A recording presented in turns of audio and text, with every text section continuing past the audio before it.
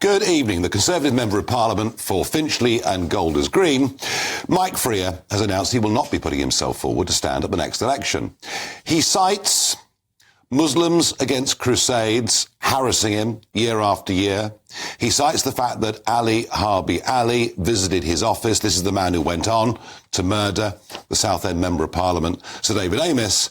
And in December, there was an arson attack on his office. And he feels that whilst you're an MP, you have to accept some pretty rough stuff, that is now reaching a level that threatens him and his immediate family. And my real concern with this is what we're seeing is sectarianism, religious violence and sectarianism in British politics. Now, I probably know more about threats, intimidation and assaults than anyone that's been around in modern British politics. I was physically assaulted many, many times. But my way round it was that I had to have a team of security people physically with me when I was out campaigning. Because, you see, we don't want our elected representatives to be completely separated from the public. We want them to go out to street markets or whatever it is, talk to the public, get the mood.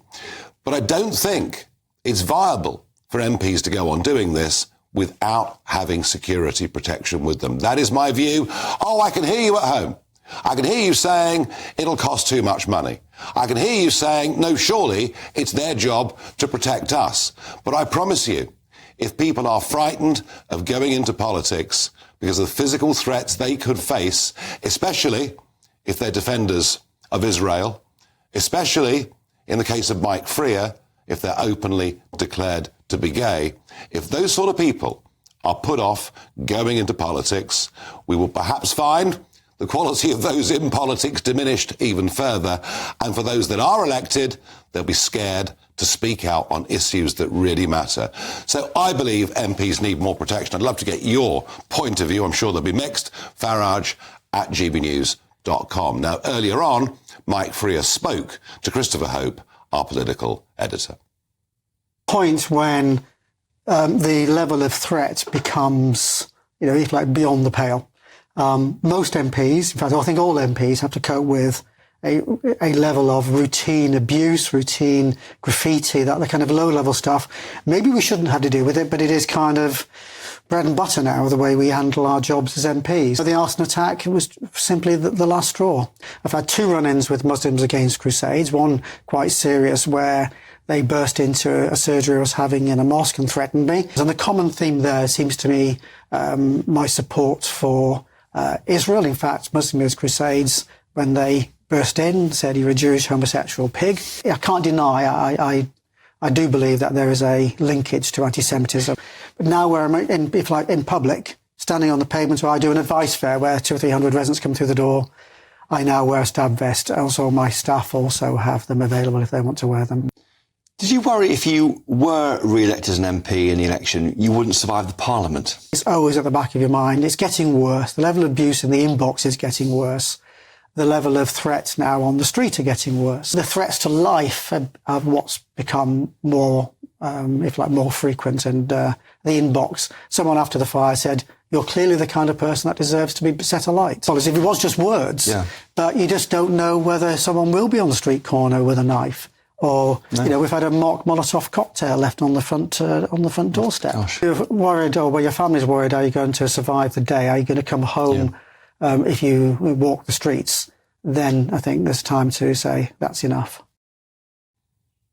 Well, that's where we are. I'm joined to discuss this with Lord John Mann, independent advisor to the UK government on anti-Semitism and former long-term Labour MP, and Mohammed Amin, co-chair of the Muslim Jewish Forum of Greater Manchester and former chair of the Conservative Muslim Forum. Gentlemen, welcome. John, you have spoken out consistently, loudly about anti-Semitism over many years. And whilst you were an MP, you were subject and your family were subject to threats. Oh, many times. People jailed, people with suspended sentences, people with harassment orders, with convictions, others who should have been prosecuted and, in my view, jailed. And that's against me, my staff, my family, my wife, my daughters. And it unnerves you far more, I think, when it's your family. What do you do when your daughter's going around a normal business and she's run up by the police? to say, well, there's a specific threat being made, and here's what you need to do. Or when your son opens the door and the bomb squad's there as a teenager. And so what Mike's done, people like you and I have a little bit of a reputation for speaking out. Yes. Mike was known in Parliament as a true gentleman. Not meek, but very polite. Very, very collegiate. One of the nicest people you'd come across.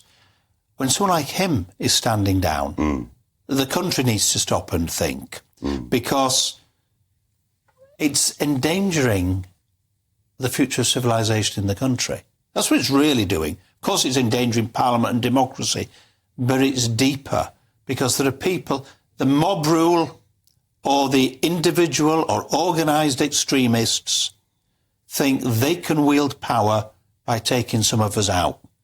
And those who speak out are probably more at risk of something, but Mike proves. Of course. Mike was a consistent champion of fighting anti-Semitism. Yeah. His reputation cross-party has been a good local MP. One Labour knew it would be hard to get rid of because people will be voting for him, not necessarily because he was a Tory, they're a bit unpopular at the moment. But they like him. And they trust him, and he delivered for them. And for him to go, it's a warning.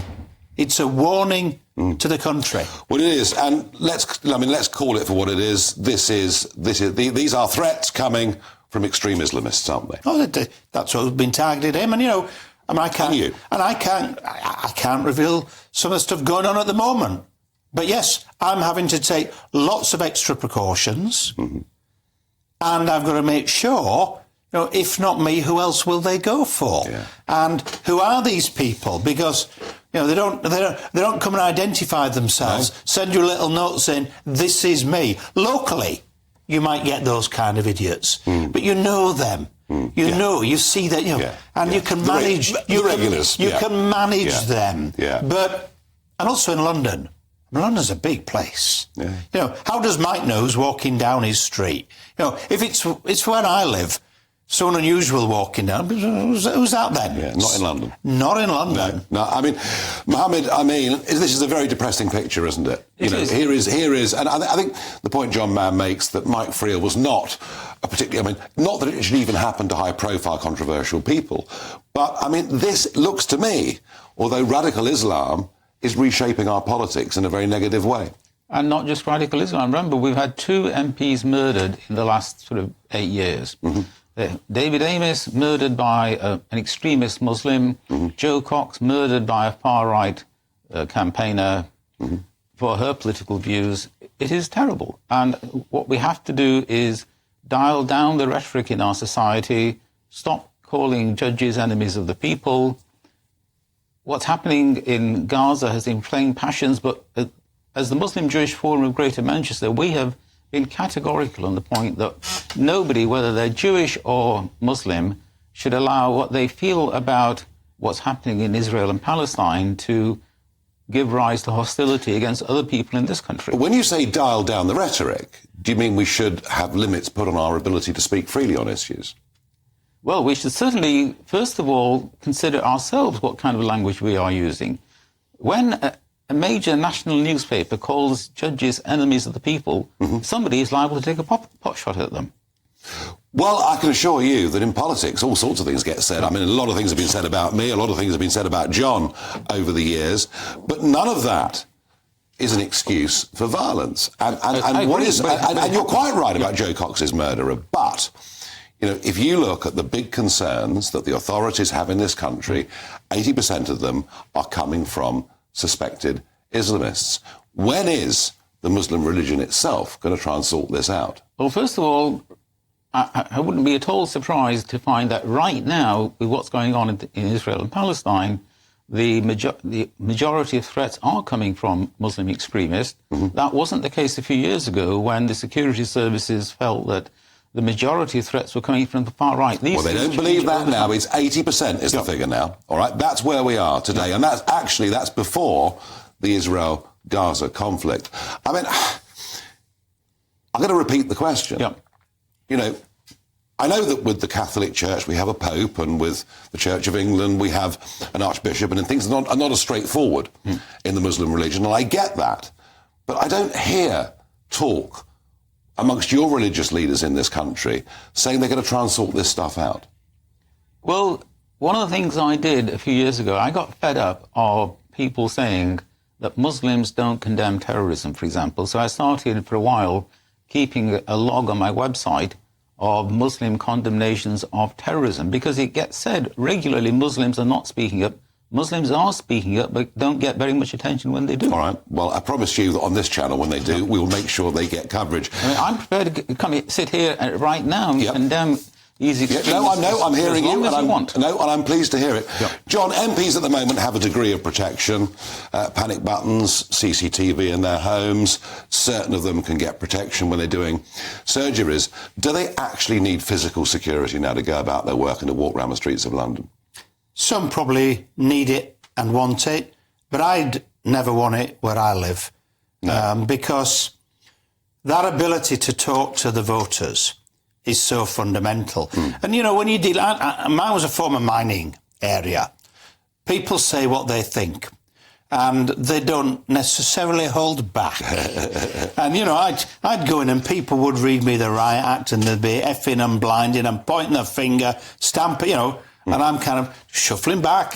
You know, the dogs are suddenly coming out as well. And then they'd say at the end, "Oh, don't worry, we'll still vote for you, John." but that way you know them. Yeah. But how do you know when you're in a big city and you don't know Well, that's the point I'm making. And I think the more visible, the more it's needed. Yeah. And, you know, all my staff and me, we got someone in ex-army, and we got trained in what to do in terms of a knife attack, including how to deal with knife wounds. And that was serious level stuff, because we looked and thought, what's the most rational danger? And what can we do something about? Yeah. What might happen? Yeah. And I think the way in which MPs are not being protected in their surgeries is solvable. Yeah, because it's publicly And advertised. security around Parliament is solvable. Yeah. And it's Well, it's a weakness that the extremists are exploiting. If I can say, congratulations on having a Muslim-Jewish forum. We need more people talking together. And look, if you want to argue about the politics all day long in the forum, fine. We don't but do you're drawing a line between the Democrats and the extremists. And I think we're going to need to do far more of that in this country, Nigel. Who are the Democrats? We need a and lot who are more of the it. anti-Democrats who don't believe in democracy and therefore are going to target the elected politicians? Coming back to Muslims against we need Crusades, people. They were... if that's the same organisation that existed in the mid-2000s, they were banned by the government. Why are they actually not being prosecuted? No, look, there are lots of questions around this, but thank you, gentlemen, both for joining me. And this is a very, very important debate. I just hate to think there'll be more Mike Freers. I hate to think there'll be more good people not going into public service because they're scared.